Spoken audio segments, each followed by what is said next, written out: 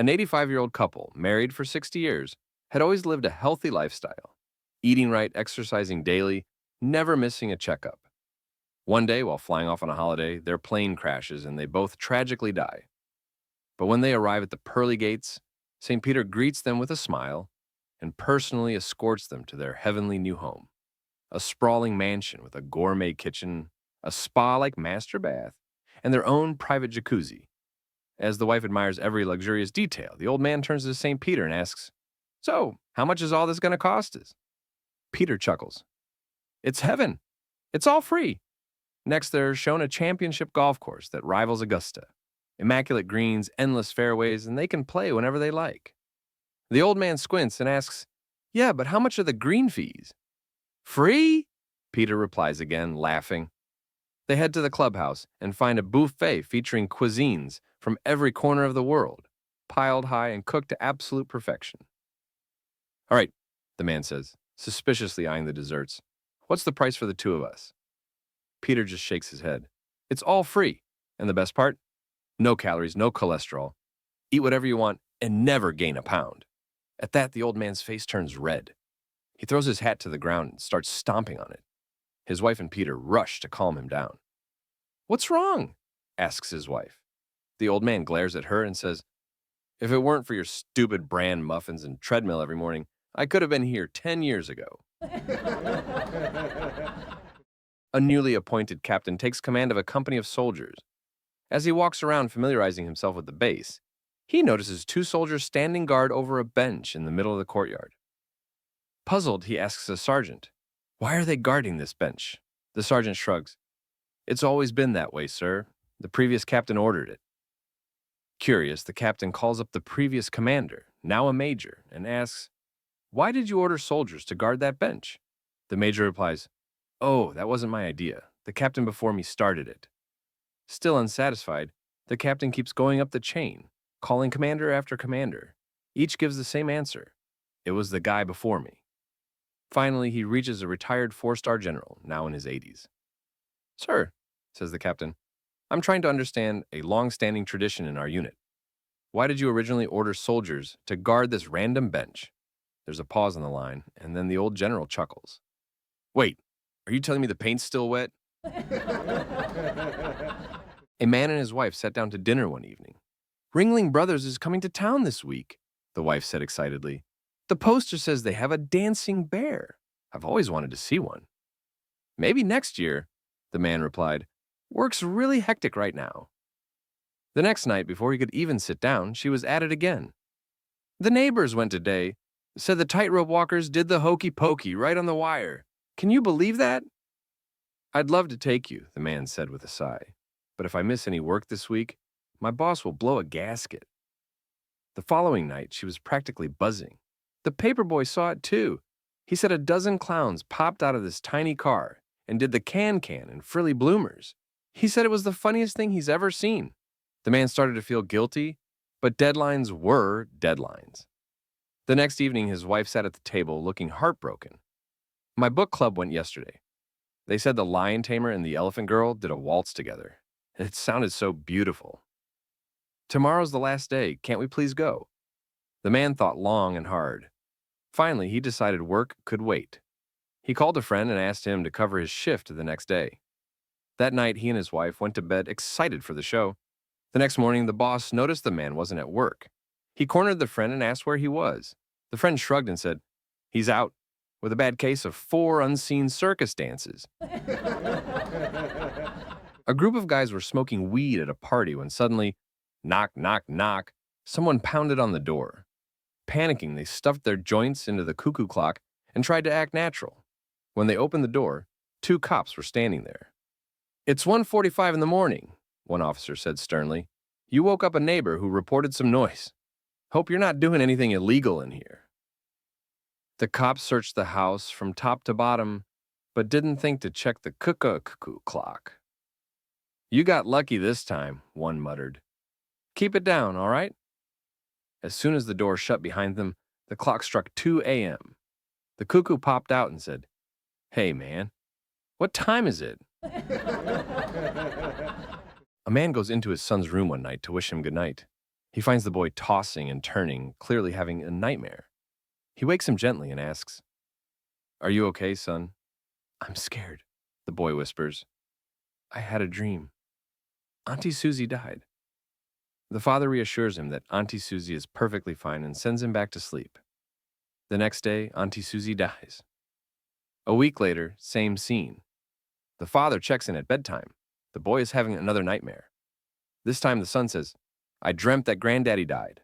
Again, the father calms him down, tells him it's just a dream. But the next day, granddaddy dies. Another week passes. The father, now a bit anxious, finds his son distressed again. The son looks up and says, "I dreamt you died, Daddy." The man tries to smile, pats the boy on the head, and says, "Well, good night, son," before tiptoeing out of the room, absolutely terrified. The next day, he drives extra carefully, skips breakfast and lunch, avoids people, avoids elevators, even hides under his desk. Every moment is pure dread. Finally, he makes it home alive, heart pounding, and breathes a huge sigh of relief as he steps through the front door. "Honey," he says, "you wouldn't believe the day I've had. I thought I was going to die." She looks at him and says, "You think you had a bad day. The milkman dropped dead on the doorstep this morning." A man falls overboard from an ocean liner and washes up on a deserted island. To his surprise, he finds two other men already living there. Figuring he's stuck for a while, he builds a little shelter and settles in, hoping for rescue. After 2 weeks, he notices the two old-timers cleaning themselves up, bathing in the spring, shaving with broken glass, and picking rats out of their hair. Curious, he asks, "What's with all the grooming?" One of the men replies, "Once a month we swim over to the next island and, well, get friendly with the chimpanzees that live there." Horrified, the new guy says, "Are you kidding me? No way, I'm not that desperate." The two veterans just shrug and head off for their monthly swim. Another month passes, and again they clean up and swim across, leaving the newcomer behind. By the third month, loneliness starts to get to him. When the two men announce their usual trip, he hesitates, then says, all right, I'll come along." All three bathe, comb out their hair, trim their beards, and swim to the other island. Upon arrival, the new guy watches as the two veterans immediately pair up with chimpanzees and get busy. Reluctantly, he looks around, finds a willing partner, and starts making out. Suddenly, the two old-timers fall over, howling with laughter, rolling around in the dirt. Confused, the new man shouts, "What the hell is so funny?" Through tears of laughter, one of them manages to gasp out, "You picked the ugly one." A guy starts his first day at the zoo, and his boss gives him 3 tasks. His first job is to clear the exotic fish pool of weeds. While he's at it, a massive fish jumps out and bites him. In a fit of frustration, he grabs a spade and beats the fish to death. Realizing his boss won't be too thrilled about that, he decides to dispose of the fish by tossing it to the lions. After all, lions will eat anything. Next, he's assigned to clear out the chimpanzee house. The chimps, however, don't take too kindly to this and start pelting him with coconuts. In retaliation, he swipes at them with the spade and accidentally kills 2 of them. No worries, he thinks. Lions eat anything. So he throws the chimp bodies into the lion's den. Finally, he's sent to collect honey from the South American bees. The bees swarm him and sting him relentlessly. Grabbing his trusty spade, he smashes the bees to pieces. By now, he's got it figured out. He tosses the bee remains into the lion enclosure. Later that day, a new lion arrives at the zoo. He sidles up to an older lion and asks, "What's the food like around here?" The older lion grins and replies, "Absolutely brilliant. So far today, we've had fish, chimps, and mushy bees." Little Johnny and his mother visit the zoo. They check out the reptile house, monkey island, chimpanzee forest, and the avian habitat. As they head toward the exit, they pass the elephant sanctuary. Johnny points to the elephant and asks, "Mommy, what's that thing hanging down from the elephant?" The mother smiles and replies, "That's the elephant's trunk, dear." Johnny points again and says, "No, that other thing." Mom's starting to get a little nervous, but she replies, "Oh, that's the elephant's tail." Johnny, still not satisfied, says, "No, that other thing hanging down between the elephant's legs." Mom, now slightly embarrassed and eager to avoid an anatomy discussion, says, "Oh, that's nothing." The next day, Johnny's dad takes him back to the zoo. They visit the Komodo dragons, zebras, lions, tigers, and bears. Finally, they pass the elephant sanctuary. Johnny points again and asks, "Daddy, what's that thing hanging down from the elephant?" The dad says, "That's the elephant's trunk, bud." Johnny points once more and says, "No, that other thing." Dad, a bit confused, answers, "That's the elephant's tail." Johnny, now frustrated, says, "No, the other thing, hanging down between the elephant's legs." The dad raises an eyebrow and asks, "Did you and Mommy come here yesterday?" "Yes, Daddy." "Did you ask your mommy what it was?" "Yes, Daddy." "And what did she say?" "She said it was nothing." The dad nods knowingly, then says, "Ah, your mother's spoiled." A married couple heads to the hospital for the birth of their baby. Upon their arrival, the doctor tells them he has a new machine that can transfer a portion of the mother's labor pain to the father. He asks if they'd like to give it a try, and both are eager to test it out. The doctor starts by setting the machine to transfer 10% of the pain to the husband, explaining that even 10% would probably be more pain than he'd ever experienced. As labor progresses, the husband feels completely fine and asks the doctor to turn it up a notch. So the doctor sets the machine to 20%. The husband still feels nothing. Impressed, the doctor checks the husband's vitals and decides to increase it to 50%. But the husband continues to feel great. Seeing how much relief it's giving his wife, the husband insists that the doctor crank it up all the way, transferring 100% of the pain to him. The wife delivers a healthy baby, feeling hardly any pain at all. Both she and her husband are overjoyed. When they get home, they find the mailman dead on the porch. John and his buddy Keith decided to go golfing in Scotland, so they packed up John's minivan and headed north. After driving for hours, they got caught in a terrible blizzard and pulled into a nearby farm to seek shelter. An attractive lady answered the door, and John explained their situation, asking if they could stay the night. "I realize it's terrible weather out there, and I have this big house all to myself," she said, "but I'm recently widowed, and I'm afraid the neighbors will gossip if I let you stay." "Don't worry," John reassured her. "We'll be happy to sleep in the barn if the weather clears. We'll be gone at first light." The lady agreed, and the two men settled in for the night in the barn. By morning, the weather had cleared, and they made their way to the golf course for a great weekend of golfing. But about 9 months later, John received an unexpected letter from a lawyer. It took him a while to figure it out, but he finally realized it was from the attorney of that attractive widow they had stayed with. Confused, he went to visit Keith and asked, "Hey, Keith, remember that widow at the farm where we stayed during our golf trip in Scotland about 9 months ago?"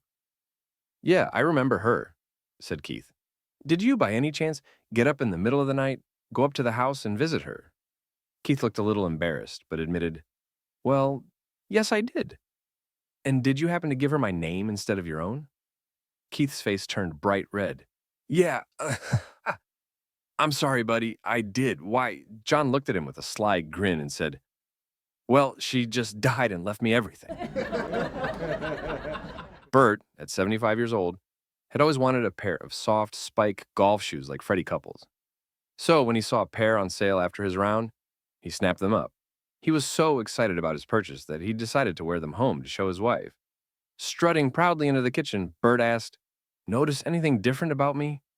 Margaret, at 73, glanced him over and replied, "Nope." Frustrated, Bert stormed off to the bathroom, stripped down, and returned to the kitchen completely naked except for his new golf shoes. He stood in front of her and asked, a bit louder this time, "Notice anything different now?" Margaret looked up unfazed and replied, "Bert, what's different? It was hanging down yesterday, it's hanging down today, and it'll be hanging down tomorrow." Furious, Bert yelled, "Do you know why it's hanging down, Margaret?" Margaret, looking confused, said, "No, why?" "Because it's looking at my new golf shoes. Yeah." Without skipping a beat, Margaret deadpanned. "Should have bought a new golf hat, Bert." One day, a boss noticed that one of his most valued employees hadn't called in sick. With a critical issue on one of the main computers, he decided to call the employee's cell phone. The phone was answered by a child's soft whisper. "Hello? Is your daddy home?" the boss asked. "Yes," came the whisper. "Can I speak with him?" The small voice replied. "No." Surprised and a little confused, the boss asked, "Is your mommy there?" "Yes," whispered the child. "Can I talk to her?" Again, the child whispered, "No." Growing a bit frustrated and hoping to speak to an adult, the boss asked, "Is there anyone else there?" "Yes," whispered the child, "a policeman." Wondering why a cop would be at his employee's house, the boss asked, "Can I talk to the policeman?" "No, he's busy," whispered the child. "Busy doing what?" the boss asked, now quite concerned. "Talking to Daddy and Mommy and the fireman," came the whisper. The boss was getting anxious, and in the background he could hear what sounded like a helicopter. "What's that noise?" he asked. "A helicopter," the child answered. "What's going on there?" the boss demanded, now deeply worried. The child's voice, still whispering, replied, "The search team just landed." Panic rising, the boss asked, "What are they searching for?" The child paused and then giggled softly before answering, "Me!" One dark night in Dublin, a fire broke out inside the local chemical plant. In the blink of an eye, it erupted into massive flames. The alarm was sounded, and fire departments from miles around rushed to the scene. The chemical company president ran up to the fireman in charge and urgently said, "All our secret formulas are locked in the vault in the center of the plant. They must be saved. I'll give £50,000 to the fire department that can bring them out intact." But the roaring flames kept the firemen at bay. As the fire raged on, more and more fire departments arrived. The president increased the reward to £100,000 for the department that could rescue the secret files. But still, the firemen couldn't break through the inferno. Then, from a distance, a lone siren was heard. A small, battered fire truck from the nearby Rural Volunteer Fire Brigade appeared, driven by a crew of elderly men, mostly over 65. To everyone's amazement, the old fire engine roared right past the sleek, modern trucks, straight into the heart of the blazing fire. The other firemen watched in awe as the old-timers jumped off the truck and fearlessly fought the flames from all sides. It was a display of bravery and effort that no one had ever witnessed before. In no time, the elderly brigade had extinguished the fire and saved the precious secret formulas. The grateful chemical company president, astonished by their heroism, increased the reward to £200,000 and went over to thank each of the brave volunteers personally. A local TV station caught the moment on film and asked the fire chief, "What will you do with all that money?" "Well," said Patty, the 70-year-old fire chief, "the first thing we're going to do is fix the brakes on that bloody fire truck." A man is invited to a posh private golf course by his boss. The place is great. They enjoy a round of golf, and at the clubhouse, the boss says, "Get yourself a shower while I talk to my friends here. I'll see you in the restaurant." He goes in, turns left to the showers, and is just coming out of a stall when he hears female voices. He's in the women's section. He realizes the men's with his street clothes was right at the entrance, in full view of the restaurant patrons.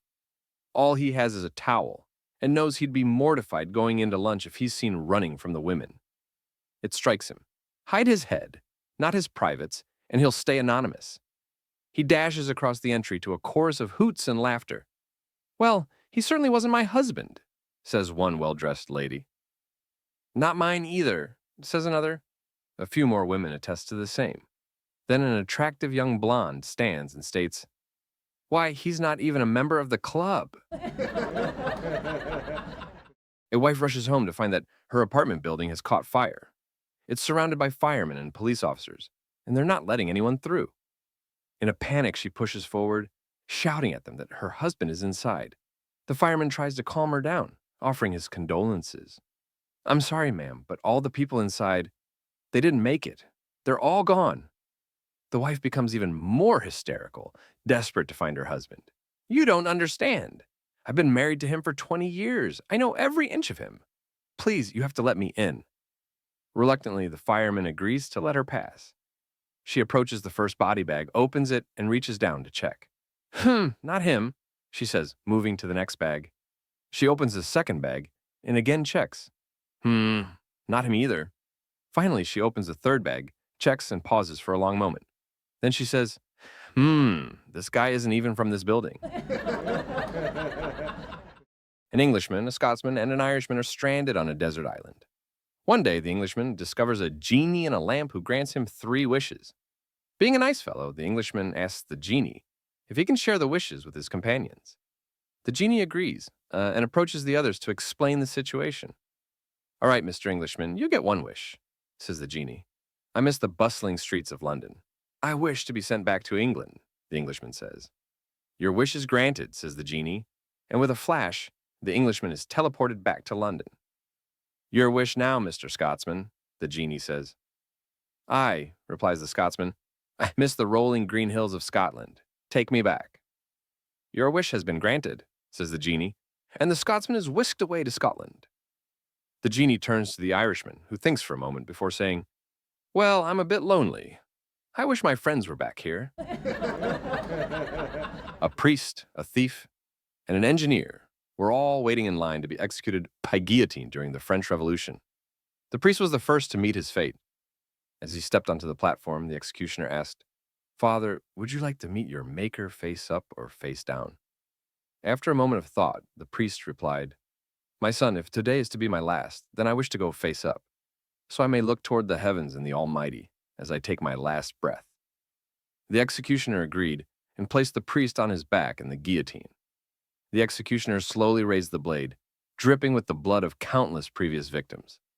With the blade at its maximum height, it came crashing down, but at the last moment, it stopped just above the priest's neck, sparing his life. The crowd gasped in awe, and the executioner, believing it to be a divine intervention, released the priest and sent him off to freedom. Next, the thief was brought forward and asked the same question. Seeing the priest's miraculous escape, the thief thought, Well, I've got nothing to lose. So he also chose to face up. The executioner raised the blade, and once again it plummeted down, only to stop just above the thief's neck. Shocked, the executioner assumed this too was a message from above and freed the thief. Finally, it was the engineer's turn. The executioner offered the same choice, face up or face down. The engineer, after watching the previous 2 cases, smirked and said, Well, given what I've seen, I'm going to go with face up too. The executioner placed him in the guillotine, locked the lunette around his neck, and raised the blade to its maximum position. At that moment, the engineer shouted, Hang on a sec. I think I see the problem. One day, Tom, a villager, receives a letter from his good friend Harry, who lives in the city. The letter delivers the heartbreaking news. Tom's father has died while in the city, and he should come for the funeral. Tom is shaken but makes his way to the city, determined to honor his father's passing. At the funeral, Tom finally asks, So, how did he die? Well, Harry begins, he fell from the 2nd floor. Tom, still processing the news, says, So he fell to the ground and died? At least it was quick. No, he didn't die then, Harry explains, shaking his head. Then what happened? Tom asks, confused. Well, Harry continues, he fell onto a trampoline and bounced all the way up to the 3rd floor. Tom frowns. That's awful. So he fell even higher? No, Harry interrupts. He didn't die then either. Tom is starting to get frustrated. Okay, so what happened next? Harry sighs. He landed on a shipment of mattresses and bounced up to the 4th floor. Tom, exasperated, asks, So he died from the fall, right? No, Harry says. He still wouldn't die, so we shot him. A little old man stuck his head into a barber shop and asked, How long before I can get a haircut? The barber looked around the shop, full of customers, and said, About 2 hours. The old man nodded and left.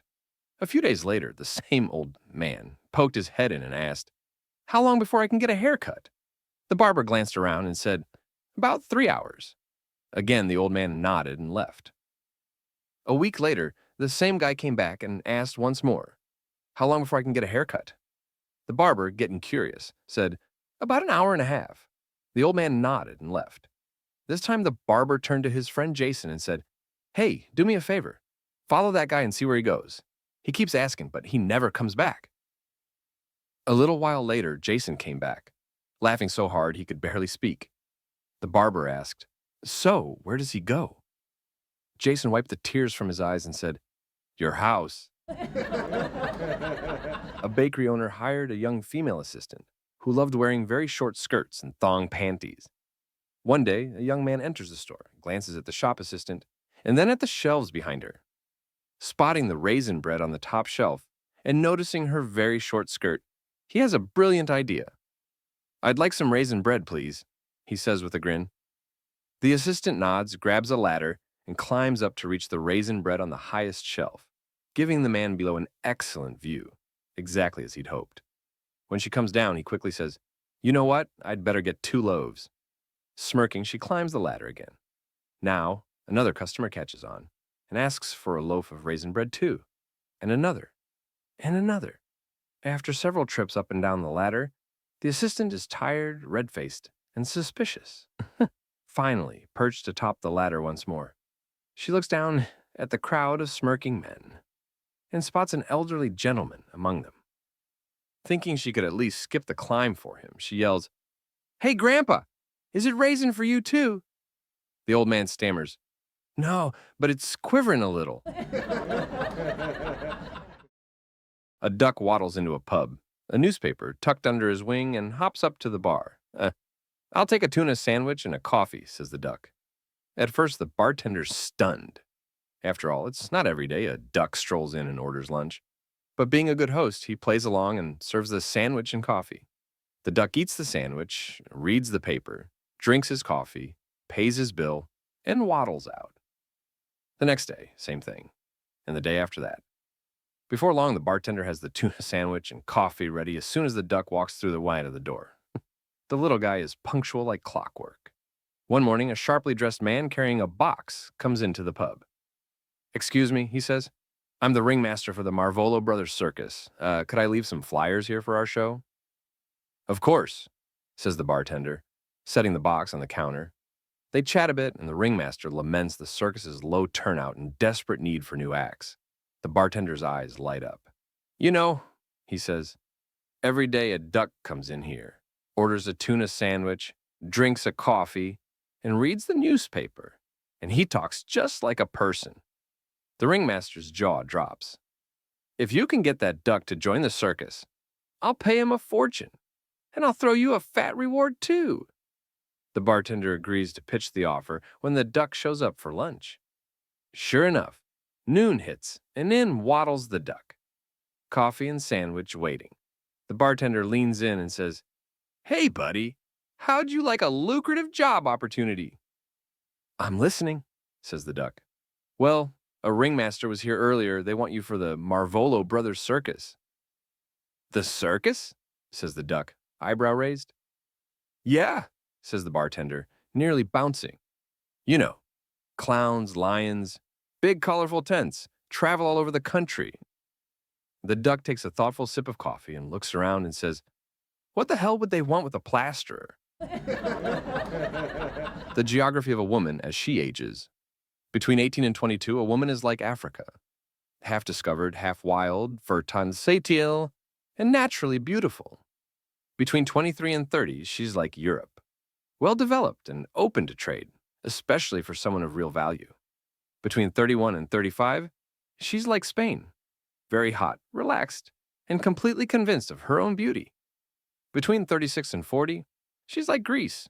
Gently aging, but still a warm and desirable place to visit. Between 41 and 50, she's like Great Britain, with a glorious and all-conquering past.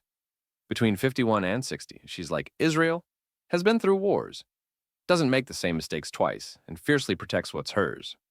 Between 61 and 70, she's like Canada, self-preserving, cool, yet still open to good company. After 70, she becomes Tibet, a place of wild beauty, deep mystery, and ageless wisdom, full of spiritual wonder for those adventurous enough to seek it. The geography of a man between 1 and 100, a man is like North Korea and Russia, ruled by a pair of nuts. A married couple on the tight budget were shopping at the supermarket. The husband picked up a case of beer and placed it in their cart. The wife frowned and said, "Put that back. We can only afford essentials.